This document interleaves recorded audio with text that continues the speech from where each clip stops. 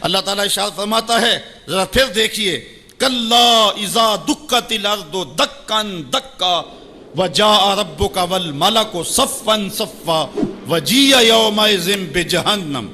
پھر جب اس دن جہنم کو سامنے لایا جائے گا پھر کیا ہوگا؟ انسانوں کے رونگٹے کھڑے ہوں گے. پھر ایک دم ماضی کی سکرین جو ہے وہ سامنے آئے گی، وہ برائیاں کی، وہ داد عیش دیے، وہ جو کچھ کیا سب کچھ سامنے آ جائے گا.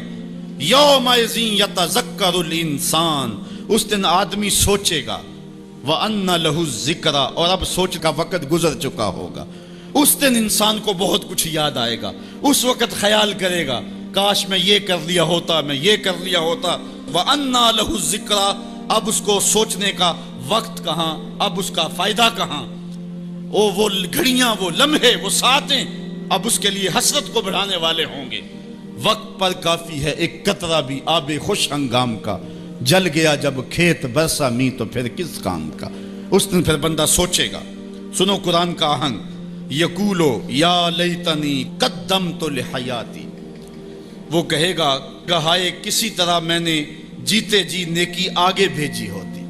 زندگی کو میں نے مقصد میں، مصرف میں، کسی کام میں اور کسی جو ہے وہ مقصد میں لگا دیا ہوتا، اور زندگی کا سرمایہ وہاں میں یہاں کے لیے بھیجا ہوتا. فَيَوْمَئِذٍ لَا يُعَذِّبُ عَذَابَهُ أَحَدٌ، اللہ تعالیٰ اس دن جو عذاب دے گا کبھی کسی نے ایسا عذاب دیا نہیں ہوگا جو وہ دے گا. اللہ اکبر. وَلَا يُوثِقُ وَثَاقَهُ أَحَدٌ، اور اس کا سا باندھنا کوئی نہیں باندھتا جس طرح کہ وہ باندھے گا. اچھا، جب جہنم کو حشر کے میدان میں لایا جائے گا تو عرش کی بائیں جانب جہنم کو رکھا جائے گا، اور اللہ تعالیٰ جل شانہ جو ہے وہ پورے قہر و جلال میں ہوگا. تو جو برے لوگ ہوں گے ان کا پتا تو پانی ہو ہی رہا ہوگا، وہ تو کہیں گے کہ یا لیتنی قدمت لحیاتی، لیکن جو نیکوکار ہیں ان کا دل بھی ڈول رہا ہوگا، کیونکہ بڑے خطرناک جو ہے وہ لمحے ہوں گے.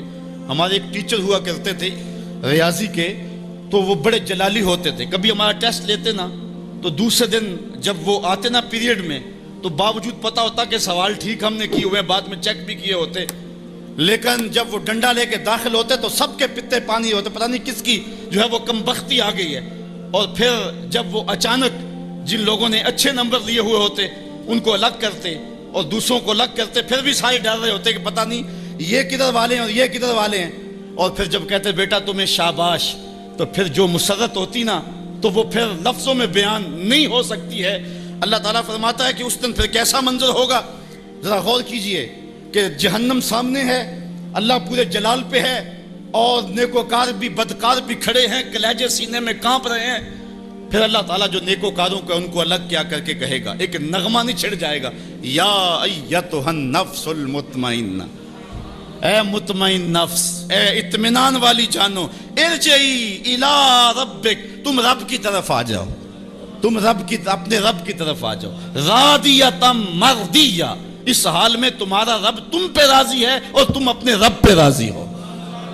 یہاں مفسرین فرماتے ہیں کہ رب کا بندے پہ راضی ہونا یہ بھی بڑی بات ہے، لیکن بندے کا رب پہ راضی ہونا یہ بہت بہت بڑی بات ہے. بندہ تو راضی ہوتا ہی نہیں، بندہ تو دنیا پہ دیکھ لو راضی نہیں ہوتا، لیکن اس دن کیسا منظر ہوگا. بندے کے راضی کا انداز فی ظلال القرآن میں دیکھیے، یا ایتھا النفس المطمئنہ، المطمئنہ الی ربہا، المطمئنہ الی طریقہا، المطمئنہ الی قدر اللہ بہا، المطمئنہ فی السراء والضراء وفی البسط والقبض والمنع والعطاء.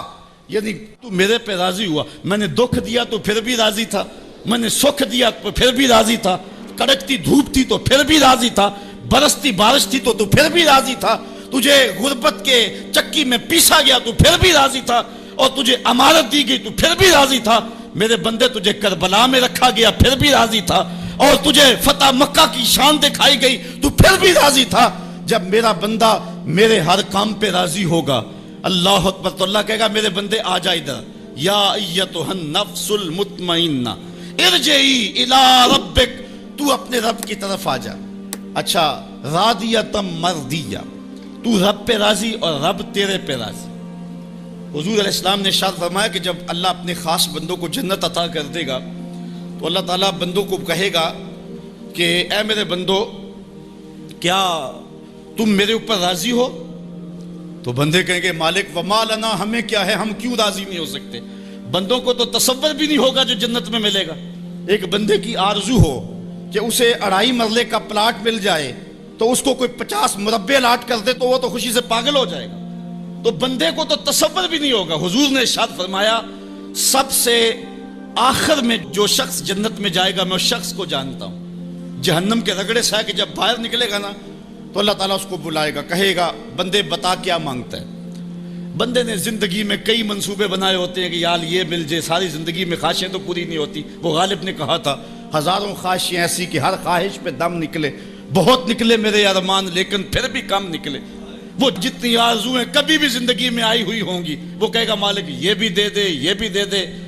اللہ کہے گا لَکَ مَا تَمَنَّیْتَ، اچھا جو تو نے مانگا میں نے تجھے سب کچھ دے دیا۔ بندہ تو اس پہ راضی ہوگا۔ اللہ فرماتا ہے یہ تو تو نے مانگا میں نے دیا نا، اس کے علاوہ جتنی زمین ہے یہ 7 بر اعظموں پہ پھیلی، اس سے 10 گنا زمین بھی جنت میں تجھے الاٹ کر دی۔ بندہ کہے گا یا رب اتسخر وانت المالک، مالک تو بادشاہ ہو کے مجھ سے مذاق کر رہے۔ بندے کے تو گمان بھی نہیں ہوگا کہ اتنا کچھ ملے گا۔ جب یہ بات حضور نے بیان فرمائی فضاحک النبی حتی بدت انیابہ، حضور اتنا مسکرائے کہ حضور کی داڑھیں نظر آنے لگی۔ اس کو تو یہ گمان تھا کہ برابر برابر بھی چھوٹ دوں تو جنت میں کسی دروازے کی چوکیداری بھی مل جائے تو غنیمت ہے۔ اتنی تو دولت جو ہے وہ اوباما کے پاس بھی نہیں ہے، پوری دنیا کے مالیاتی اداروں کے پاس بھی نہیں ہے۔ اتنی حکومت تو کائنات میں کسی حکمران نے نہیں کی ہے جتنا تخت و تاج کا مالک اس سب سے آخری شخص کو بنا دیا جائے گا۔ جب سب سے کم پراپرٹی جنت میں جس کی ہے وہ اتنی جگہ کا مالک ہوگا، پھر داتا گنج بخش علی حجویری کی جاگیروں کا عالم کیا ہوگا، پھر انبیاء کی جاگیروں کا عالم کیا ہوگا، امام الانبیاء کی جاگیروں کا عالم کیا ہوگا۔ اتنا کچھ دینے کے بعد میرے بندے کیا تم میرے پہ راضی ہو؟ اللہ تعالیٰ جب بندوں سے پوچھے گا تو بندے کہے گے مالک ہمیں کیا ہوا کہ ہم راضی نہ ہو، ہم تو جو ہے وہ پھولے نہیں سما رہے۔ تو اللہ تعالیٰ فرمائے گا تمہیں ایک اور چیز دینے لگا ہوں۔ تو بندے جنت میں کسی کمی کو محسوس نہیں کریں گے، کہیں گے مالک اور کیا چیز رہ گئی ہے؟ تو اللہ تعالیٰ فرمائے گا بندو وہ چیز یہ ہے کہ میں تمہارے اوپر راضی ہو گیا ہوں، اب کبھی بھی ناراض نہیں ہوں گا۔